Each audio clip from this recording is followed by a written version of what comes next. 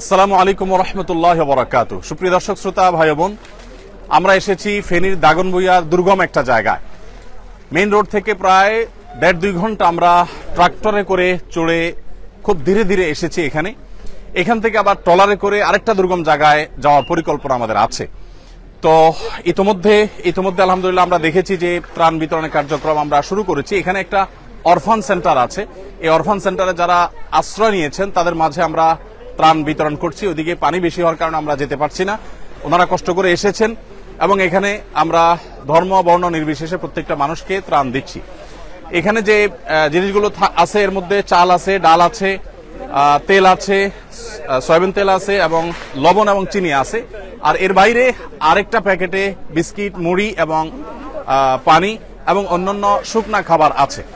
তো আমরা তাদের মাঝে এই জিনিসগুলো বিতরণ করছি। ইনশাআল্লাহ বিদিনিল্লাহ এগুলো শেষ করে আল্লাহ যদি তৌফিক দান করেন আমরা চলে যাব মহিপাল থেকে ইনশাআল্লাহ ফেনীর আরেকটা এলাকাতে আমরা আজকে বিতরণ করব। গতকাল এবং আজ আমাদের যে সমস্ত ত্রাণবাহী গাড়ি এসেছে সেই ত্রাণবাহী গাড়িগুলোর মধ্যে থেকে এখানে এসেছে 2টি গাড়ি, ফেনীতে গিয়েছে 2টি গাড়ি, কুমিল্লা গিয়েছে 3টি গাড়ি, আর লক্ষ্মীপুরে গিয়েছে 1টি গাড়ি। এখানে একটা গাড়ি এসেছে দুঃখিত, এখানে একটা গাড়ি, নোয়াখালীতে লক্ষ্মীপুর একটা গাড়ি, ফেনীতে 3টা গাড়ি এবং কুমিল্লাতে 3টা গাড়ি। এই গাড়িগুলো আমাদের গত রাতে এসেছে, সবগুলো লরি ভর্তি মাল। আর আল্লাহ যদি তৌফিক দান করেন ইনশাআল্লাহ একইভাবে আগামীকালও আমাদের ত্রাণবাহী গাড়িগুলো ঢাকা থেকে ছেড়ে আসবে এবং বিভিন্ন দুর্গম এলাকাতে সেগুলো চলে যাবে। কুমিল্লার আজকে ব্রাহ্মণপাড়াতে আমাদের বিতরণ কার্যক্রম চলছে। আর লক্ষ্মীপুরের টুমচর মাদ্রাসাকে কেন্দ্র বানিয়ে লক্ষ্মীপুরের কমলনগর, রামগতি যে সমস্ত এলাকাগুলো প্লাবিত হয়েছে টুমচর মাদ্রাসা থেকে সে সমস্ত আলহামদুলিল্লাহ আমরা দেখতে পাচ্ছি বিভিন্ন বয়সের মানুষ আছেন, মহিলারা যারা আছেন তাদেরকে আমরা কষ্ট করে এদিকে আনি নাই, কারণ ওদিকে অনেক পানি, আমরা নিজেরাও যেতে পারিনি। ওনারা দূরে আছেন এবং ওনাদের কাছে দুঃখিত মাল আমরা ইনশাআল্লাহ পৌঁছে দিব। আল্লাহ যদি বাঁচান আমাদেরকে, আমাদের এই যে কার্যক্রম চলছে যেটা 20,000 পরিবারের মধ্যে শুকনা খাবার, এরপর চাল ডাল এগুলো 40,000 ছিল, এখন আমাদের টার্গেট হলো 50,000 পরিবারের কাছে পৌঁছানো। এরপরে আল্লাহ যদি তৌফিক দান করেন আমরা ইনশাআল্লাহ আরো 50,000 পরিবারকে ভাই মাশাআল্লাহ দেন দিতে থাকেন ভাই। সতর ঢাকা ফরজ, এই জন্য লুঙ্গি একটু নিচে নামাবো। ওয়ালাইকুম আসসালাম। মাশাআল্লাহ আপনারা সবাই দোয়া করবেন আমাদের সবার জন্য। আল্লাহ যেন আমাদের সবার কষ্ট দূর করে দেয়, আমরা সবাই সবার জন্য দোয়া করবো ইনশাআল্লাহ। ওয়ালাইকুম আসসালাম। বাবাজি কি এখানে থাকেন? ওইখানে। ও মাশাআল্লাহ আল্লাহ কবুল করুক। ঠিক আছে, জাযাকুমুল্লাহ খায়ের। প্রিয় দর্শক, আমরা দেখতে পাচ্ছি বিভিন্ন ঘরগুলো ডুবে গেছে, বিল্ডিং, এই যে ঘরগুলো আমরা দেখতে পাচ্ছি আশেপাশে ডুবে গেছে। আর এই পাশে টিনগুলোতে একেবারে চাল ছুঁই পানি। আমরা যতদূর আসছি এরকম দুরবস্থা দেখতে পেয়েছি এবং এর চাইতে দুরবস্থাও দেখেছি যে টিন একেবারে ডুবে যাচ্ছে, যা ছুঁই। এখানে আমরা দেখতে পাচ্ছি মাত্র 3-4 ফিট পরেই টিন ডুবে যাবে, এরকম একটা অবস্থা। মানিকলাল, আপনার ঘর কিসের, বিল্ডিং না কাঁচা? ঘর ভালো আছে? ভালো আছে। যদি ঘর মেরামত করা লাগে সেটাও আমরা টাকা দিব। ঠিক আছে।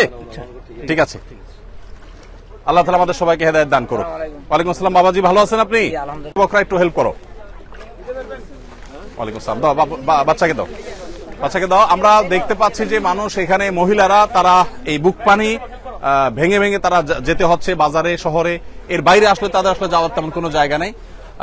এদিক থেকে আমরা দেখতে পাচ্ছি যতদূর চোখ যায় শুধু অথই পানি আর পানি, আমরা যত গভীরে যাব শুধু পানি আর পানি।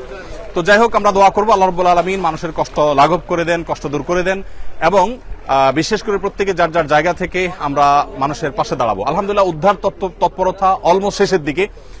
বাংলাদেশ সেনাবাহিনী এবং অন্যান্য বাহিনীর সদস্যবৃন্দ, দায়িত্বশীল ব্যক্তিবর্গ তারা উদ্ধার কর্মকাণ্ড খুব জোরে সোরে চালিয়েছেন এবং দারুণভাবে সেটি আলহামদুলিল্লাহ সুসম্পন্ন হয়েছে। এখন আমরা প্রয়োজন হলো শুধুমাত্র মানুষের খাবারের চাহিদাটা মেটানো।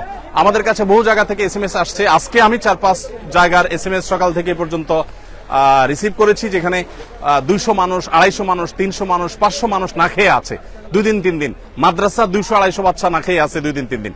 সেখানে আলহামদুলিল্লাহ আমরা ত্রাণ পৌঁছানোর উদ্যোগ নিয়েছি এবং এই পর্যায়ে এসে ট্রলারে করে, বিভিন্ন রকমের বোটে করে, ছোট ছোট এরকম বড় চাকার গাড়িতে করে আমরা দূর দূরান্তে ত্রাণগুলো পৌঁছে দিতে পারছি আলহামদুলিল্লাহ।